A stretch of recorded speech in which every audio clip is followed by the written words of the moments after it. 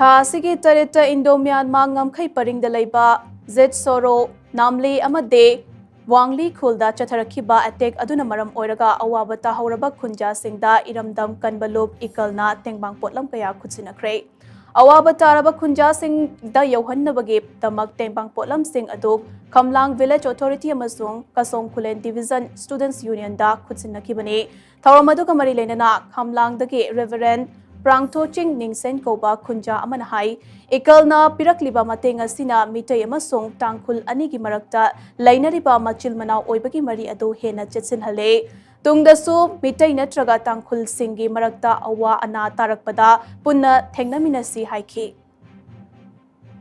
Awa Ana Tabamatam the Machilmana Oibatargadi, Tangkulna Waragadi, Mitain Mating Pangadabani,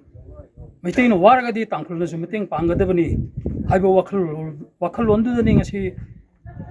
Ekalgi Tomising Amasung Ekal Ima Lupuna Apamsilaga Haiba Kodong Tibananga Ada border Laiba Yangli Namli Wangligi Sorogi Awabataraba Chilinausing Imaipa